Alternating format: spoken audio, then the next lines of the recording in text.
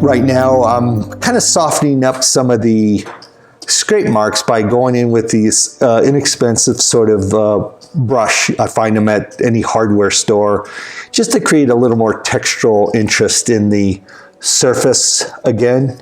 I think anything that adds a bit of interest visually is always an added bonus in painting. So I'm just knocking off a bit of those scrape marks with this idea.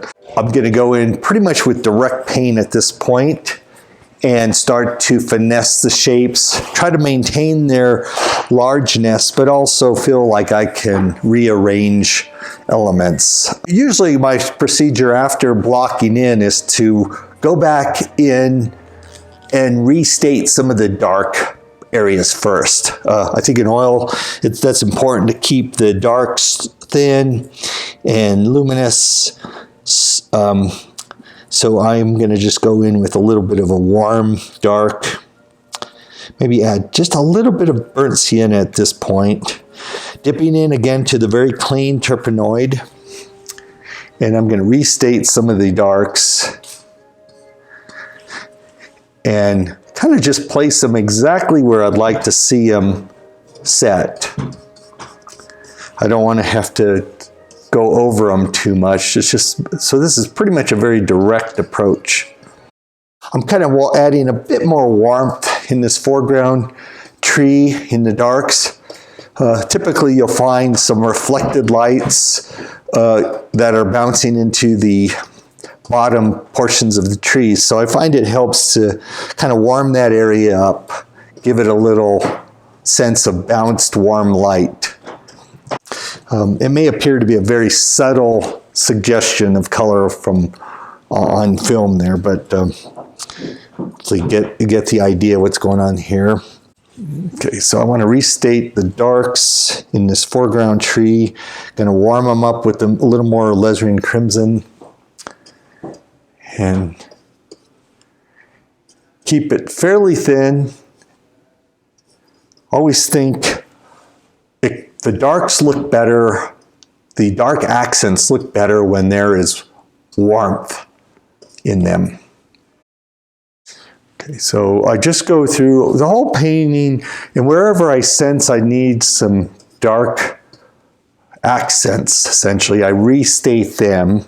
I amplify their look by repainting them after doing this initial block in. And that helps me to establish those darks in the painting. I think that might be enough. So I've just restated the various little darks, kind of follow my eye around. I'm looking for just tiny little dark accents that will help to kind of ground the shapes. So I wanted to cool down some of the trees that are in the background. So I'm going to come in with a little cobalt blue. This may be a little intense at first color-wise, but I just want that note to be in there. And I'll probably go back in later and add some greens to kind of harmonize it, make it look more natural. But I'm sort of exaggerating the idea of atmosphere. And blue is typically the color of atmosphere. And so by adding these blue notes now, it gives a sense of a bit more air in the distant trees. Okay, let's keep mixing some of these little spots of blue. So I'm just going around looking for the various areas in the photograph that remind me of that nice sense of atmosphere that was kind of hitting the edges of the trees in the distance, and just adding those spots of blue. Of course, we want to harmonize a little bit of that blue in the lower portion of the painting. So you'll see these little blue accents right at the base of things, right where objects fall in shadow. And what it is it's picking up that skylight, beautiful skylight that is falling all over the landscape, but more obviously seen in the shadowed areas, things like cast shadows, the upright dark planes. You'll see that bit of blue. So I'm just laying in these little accents to imply that sense of atmospheric color. But it is based on the idea that the cool skylight is falling on the ground. It's being seen in the obvious shadow shapes of the upright planes in the trees and in the shadow shapes of the cast shadows and upright planes of the foreground elements. And of course, it becomes more obvious the further back in the landscape we go. A couple things to consider. If I start laying in the dark trees with heavier pigment, it will be hard to describe the sky behind it. So my first thought here is it may be better to go ahead and describe the sky, cut out some of the shapes of the sky, and then go over it with a darker opaque for the green shapes.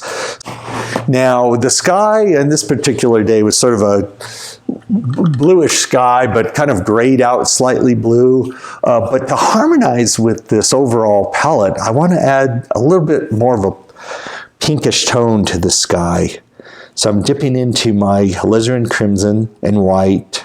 Gonna mix up a mixture here of slightly redder tone, very light in value, and that will be my base color.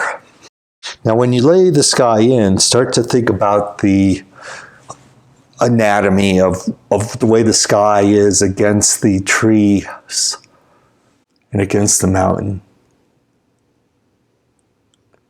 So be very careful with the shapes right where they meet the tree. You want to think about the design again. You know, what's the variety of the shapes that are happening in that area.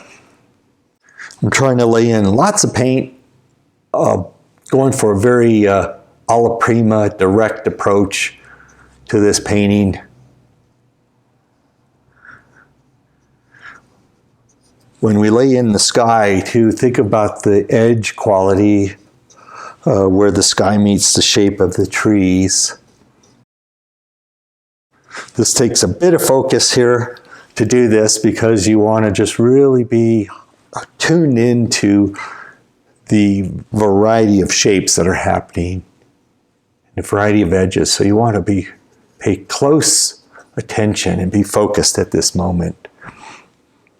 I'm also trying to be aware of the mark making with the brush and let the brush strokes sort of also kind of lead the eye into the center of the painting. So the marks themselves become directional lines. Squinting our eyes when we do this. Think of a nice musical rhythm when you lay in these branches of the trees. There's a lot of nice variety with them. Okay, I think that's looking good for now. See, that really sort of sets apart the sky from the rest of the values. So my next step here is I'm going to go in and start laying in the distant mountain range, which I see it was a kind of a blue-violet off in the distance, a little more blue than in the red realm. Let's lay some of that color in. And again, it's almost the same thing as the sky. You want to think about the variety of the shapes as they're meeting the trees.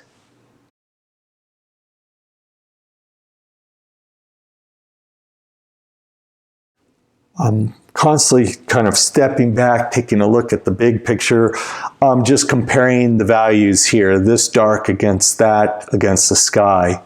Squinting down and considering the value planes and the relationship of the various values to see if they're working, if they need to be slightly darker, slightly lighter.